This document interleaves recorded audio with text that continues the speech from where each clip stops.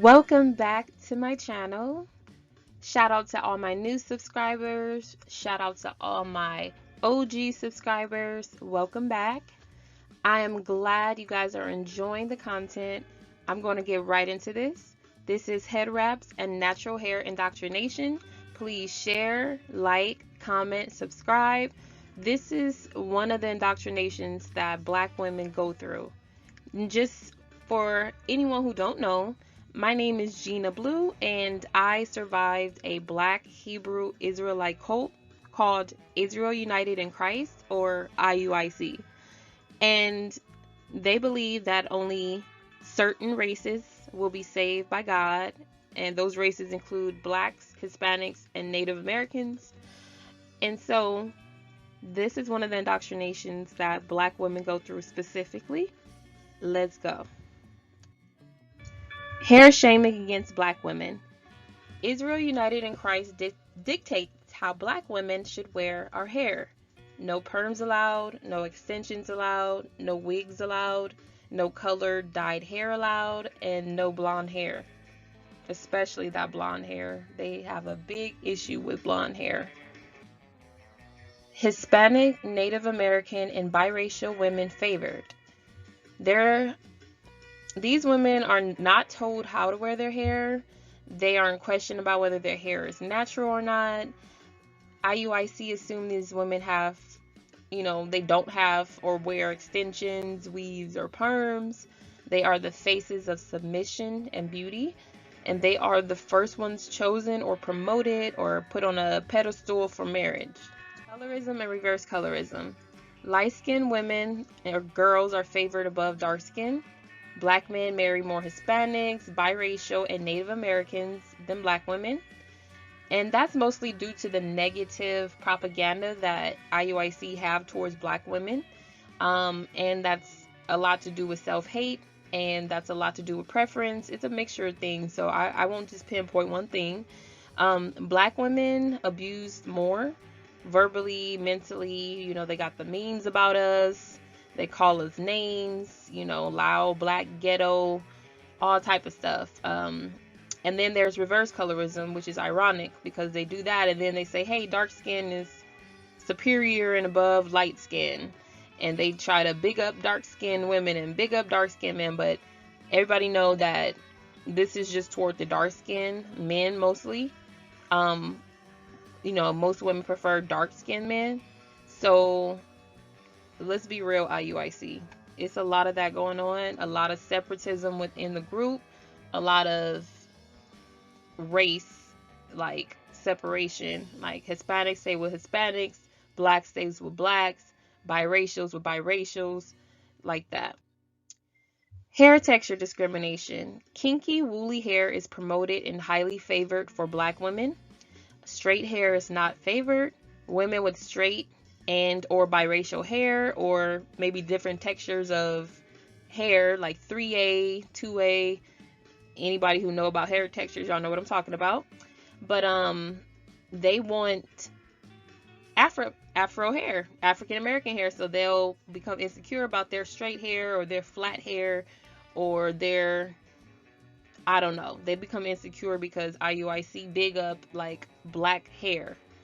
So and if extensions are worn, because I know some people who might say, oh, we could wear extensions, it's either individual braids, French braids, or twists. And it's like you never see it anyway because the hair is covered. On the right, you see the woman with the natural hair. Her name is Zamira. She's now an ex-member. While she was in the cult, she was like put on a pedestal as the one female we should all try to be like all the women in IUIC should be Zamira. Like they wanted us to have long natural hair like hers. I mean, and she could sing too, so they put her on a pedestal. And she married a Hispanic guy, and I mean, those men were jealous in that cult. Like I can tell. I don't know if they could see it, but those men were mad that she married a Hispanic guy. So that's another story. It's not any shade towards her or anything like that. This is just facts They put her on a pedestal, and this is basically how they wanted us to be. IUIC used indoctrination videos to influence you. So they use black women who tell their bad perm experiences, their hair falling out, their edges falling out, bald spots, patches, put us in the most horrible light. They show you that, so they traumatize you with that.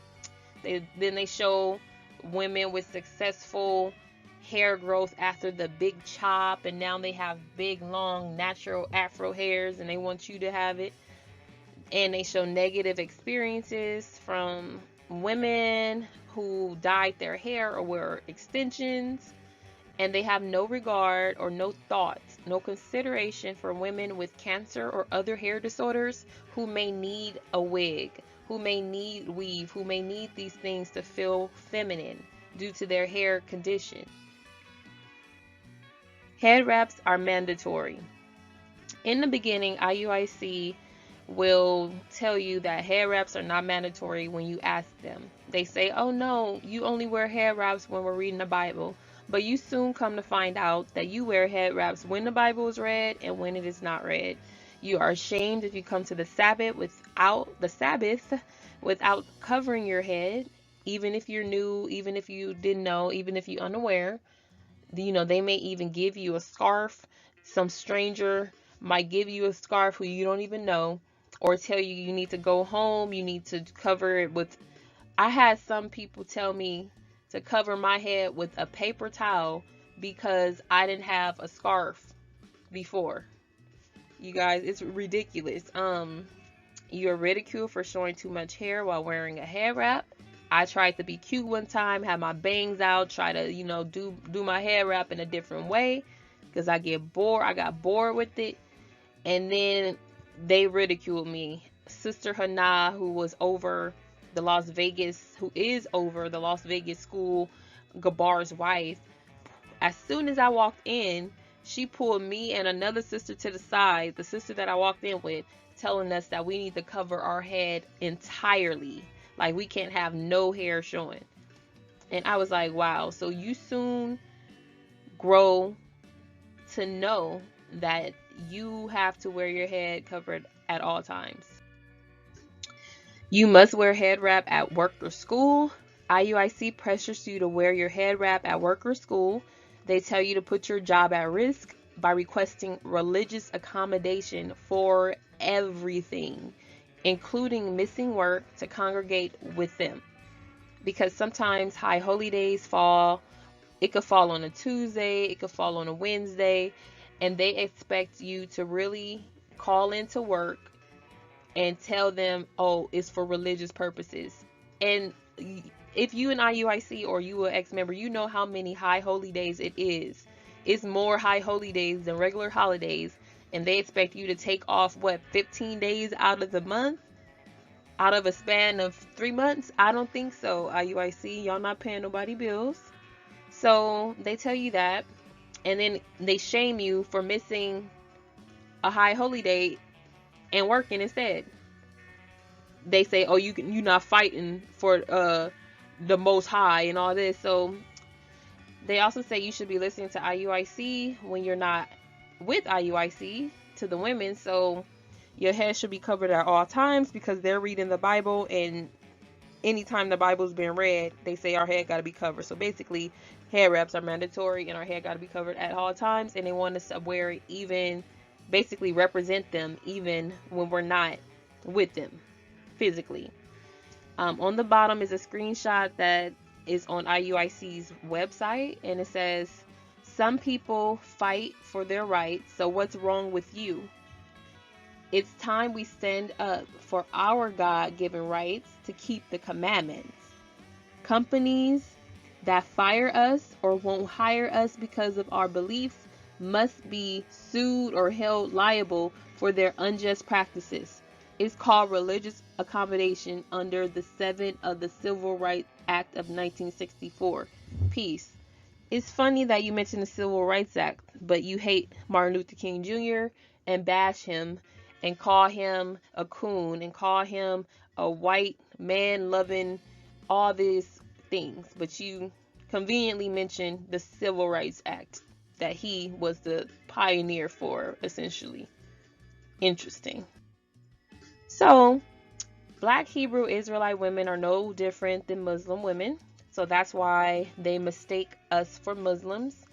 When I worked and I wore my head wraps, I literally almost got into several altercations with people who thought they were being funny, making fun of my head wraps, making fun of the way I dress, making fun of the fringes and border of blue. Like, I literally, it was sometimes that I was like, you know what, this is too much. I'm about to really, as they call it, get out of the spirit and fight somebody or slap somebody for saying something. But that never happened. But it's no different. It's no different. Now that I think about it, now that I look at it, it's no different. That's me on the right. I look more Muslim than this beautiful chocolate sister right here on the left, who is actually Muslim. So Muslim women are told to wear hair wraps to be considered modest. Black Hebrew Israelite women are told to wear hair wraps to be considered modest. So what are your thoughts? Let's review what we went over today. Hair shaming against Black women, Hispanic, Native American, and biracial women favored, colorism and reverse colorism, hair texture discrimination, indoctrination videos to influence you, head wraps are mandatory, must wear head wraps at work or school, Black Hebrew Israelite women are no different than Muslim women. Thank you guys so much for watching, subscribing, liking, commenting, and sharing this video. Remember, you can always send your questions to questionsforgina@gmail.com, questionsforgina@gmail.com, questionsforgina@gmail.com. Remember to click the bell to stay updated on my latest videos. All right. Thank you so much, you guys. Until next time, peace.